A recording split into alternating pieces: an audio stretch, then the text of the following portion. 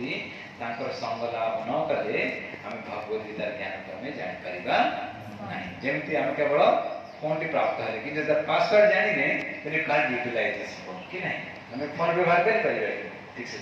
आम भगवत प्राप्त कर पढ़ी पार मत भल कथा कि तार भावार्थ को आम बुझीपर से कह कौन परम गोपनीय ज्ञान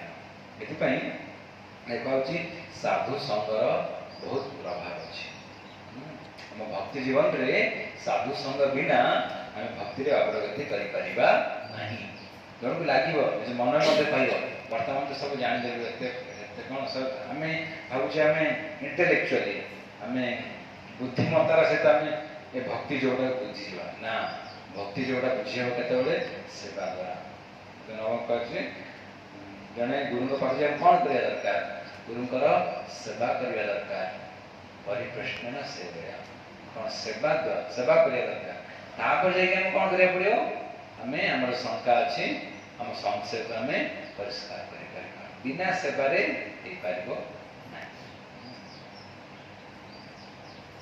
ये परिप्रेक्षी में आम आलोचना करते भगवद गीतार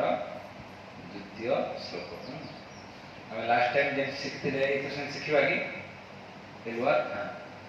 एथर बहुत भक्त आम केमती श्लोक को आम केमी स्मरण रखा भगवद गीतार जो भगवता भगवान देखते आम समस्त को भगवता पढ़ुचे ता सहित कौन आम भगवद गीतार अर्थ को आम बुझा सहित श्लोक को स्मरण रखा और संस्कृत ये भाव गोटे भाषा लैंग्वेज यदि आम तार श्लोक को आम स्मरण करुचे कौन आमर इंटेलिजेंट कौन कर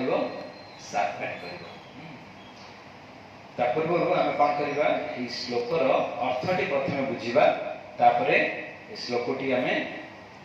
कौन आम बाय हार्ट करवा आम तो केमती मन रखा तार आम ट्रिक बताइबा है द्वितीय श्लोक होती राज विद्या राजगुह्यम पवित्रम इदम उत्तम प्रत्यक्षा अवगमम धर्म्यम सुसुखम कर्तुम अव्यय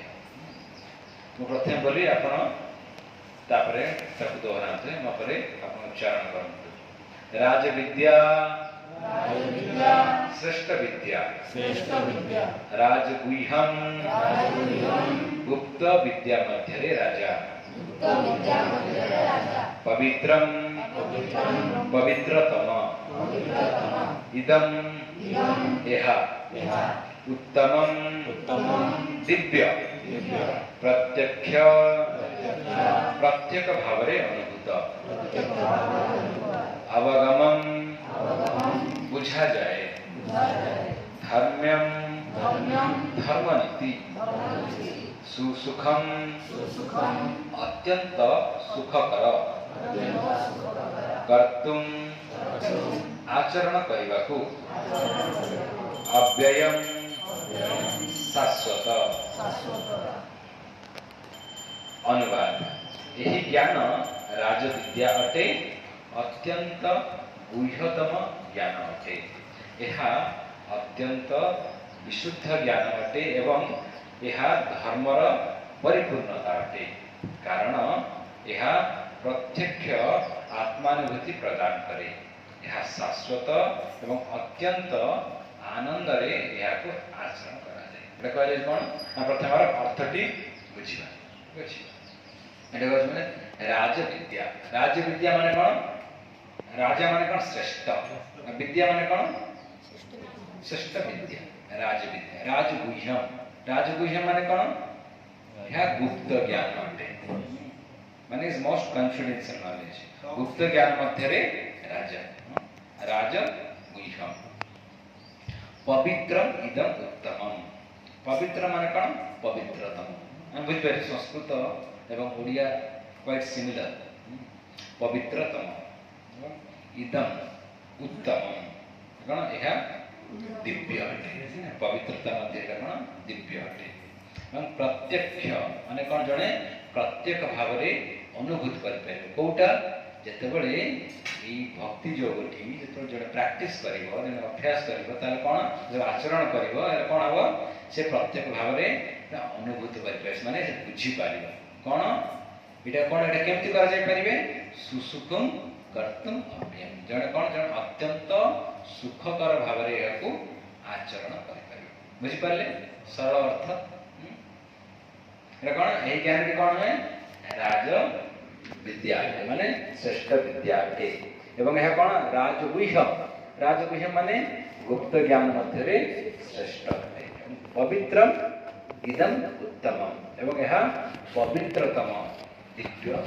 ज्ञान एवं जने जेतेबेले याकू केमती से प्रत्यक्ष अवगमन थाए जेतेबेले जन व्यक्ति एही विद्या एही योग को जेते आचरण करिवो से तार कोन हबो बहुत सुखकर भाबरे याकू अनुभूत करि परिबे इज इट क्लियर बुझि पाले समझते वर्तमान में यार श्लोकटा को केमती मन रखिबा हला हमको लागे जे संस्कृत हम उच्चारण करि परिबा नाही किंतु Sanskrit is very easy Prabhupada वो सुंदर एवं सहज एवं सरल भाव हमको प्रदान करछंती भगवत गीता हंतु कि भागवतम हंतु कि चैतन्य चरितामृत प्रभुपा कोन करछंती ताक संधि विच्छेद करछंती हम तो केमती पढिबा काबक भगवत गीता अछंती ना केजन भगवत गीता अछंती घरे अधिकांश पाखे अछंती नेक्स्ट टाइम आपण जब आछंती we should have your Bhagavad Gita with ठीक अछि आपण जर भगवत गीता कॉपी टी आपण आनी थे हला जदि आपण घर जदि आपण कोन प्रभुजी माताजी आम छुआ आछंती तीन जण आछंती माने तांका पाखरे केतोटी भगवत गीता रहबो दरकार गोटे हबनी कि घर गोटे हबनी तीनटा दरकार यस किंतु जदि हम लोक जे जाउछ भगवत गीता वितरण करिया पई कहूँ आप भक्त आम घर अच्छी आप पढ़ुं ना नाली कपड़ा बांधिक पूजा पूजा कर बहुत भल कथा कि जिते आप खोलिक पढ़े आउ प्रतिदिन आचरण करेंगे कौन करेंगे तार उपकारिता अधिक प्राप्त करेंगे ठीक से भाव बर्तमान कौन प्रति घरे जन जन पाखे मोबाइल अच्छी ना आगे कौन केवल बापा पाखे मोबाइल थे माँ को आवश्यकता है जो कोरोना आसला पिला ऑनलाइन क्लास है पिला दरकार कि नहीं से एवरीबॉडी हैव मोबाइल समस्त मोबाइल अच्छी कि आध्यात्मिक ज्ञान दरकार नहीं गोटे चल समय नहीं पर